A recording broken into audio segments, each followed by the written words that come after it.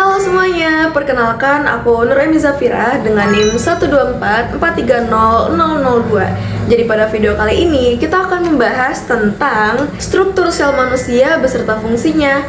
Nah, dan di akhir nanti itu kita akan membahas tentang perbedaan antara sel prokariotik dan sel eukariotik. Jadi ini dia gambar struktur sel manusianya. Ini aku gambar sendiri ya. Jadi sebelumnya, apa sih itu sel? Nah, sel itu adalah unit fungsional dan struktural terkecil yang ada pada makhluk hidup. Artinya, semua makhluk hidup maupun manusia itu tersusun atas sel. Dan tubuh manusia itu memiliki triliunan sel.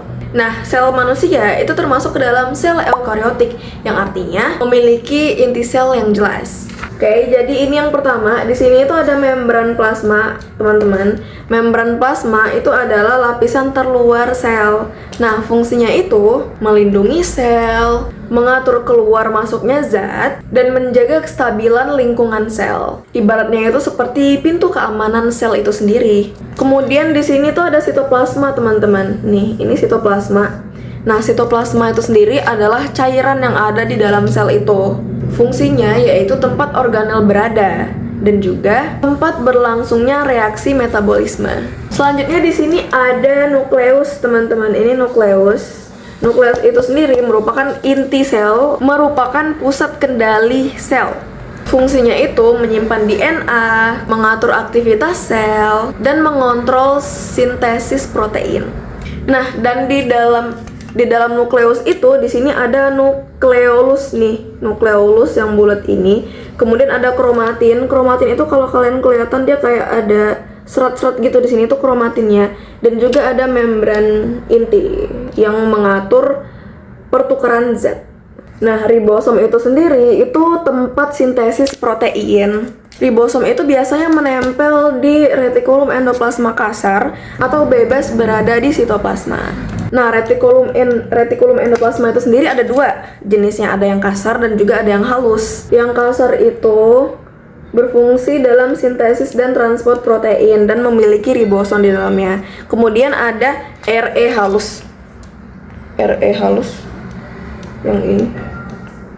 Sebenarnya kayak sama ya, tapi beda guys. RE halus itu tidak memiliki ribosom, teman-teman. Berfungsi dalam sintesis lemak. Kemudian yang biru-biru ini itu adalah badan Golgi, teman-teman, yang fungsinya itu memodifikasi dan mendistribusikan protein. Yang ini badan Golgi. Next, kemudian di sini ada mitokondria, teman-teman. Mitokondria ini sangat gampang ya untuk dikenal. Nah, mitokondria itu fungsinya untuk menghasilkan energi dalam bentuk ATP. Nah, lalu di sini ada lisosom. Kayak bulat gitu bentuknya. Nah, lisosom itu fungsinya untuk menghancurkan organel yang rusak dan juga mencerna zat asing. Kemudian di sini yang kuning-kuning ini tuh ada sentrisol, teman-teman. Sentrisol itu sendiri berfungsi untuk pembelahan sel. Lalu di sini ada vakuola. Nah, vakuola itu berfungsi untuk menyimpan zat dan sebagai transportasi di dalam sel. Kemudian ada perbedaan antara sel eukariotik dan sel prokariotik. Perbedaan pertama itu ada pada inti sel, teman-teman. Sel prokariotik itu tidak memiliki inti sel yang dibungkus dengan membran. Materi genetiknya itu langsung tersebar di sitoplasma. Sedangkan sel eukariotik itu memiliki inti sel sejati yang dilindungi oleh membran inti. Kemudian perbedaan kedua itu terletak pada DNA. Nah, kalau sel prokariotik, DNA-nya itu bebas berada di dalam sitoplasma. Sedangkan sel eukariotik, DNA-nya itu tersimpan rapi di dalam nukleus. Selanjutnya itu dari segi organel. Kalau sel prokariotik tidak memiliki organel yang dibungkus langsung oleh membran, seperti mitokondria atau badan Golgi. Sedangkan sel eukariotik itu memiliki organel yang kompleks. Kemudian dari segi ukuran, nah kalau sel prokariotik itu ukurannya lebih kecil dan lebih sederhana. Sedangkan kalau sel eukariotik ukurannya itu lebih besar dan strukturnya lebih kompleks. Contohnya itu seperti bakteri. Bakteri itu termasuk sel prokariotik, teman-teman. Sedangkan sel manusia, sel hewan, dan sel tumbuhan itu termasuk ke kategori sel eukariotik. Jadi dapat kita simpulkan ya teman-teman bahwa sel eukariotik itu lebih kompleks daripada sel prokariotik karena memiliki inti sejati dan organel yang lengkap. Sekian video dari aku. Terima kasih.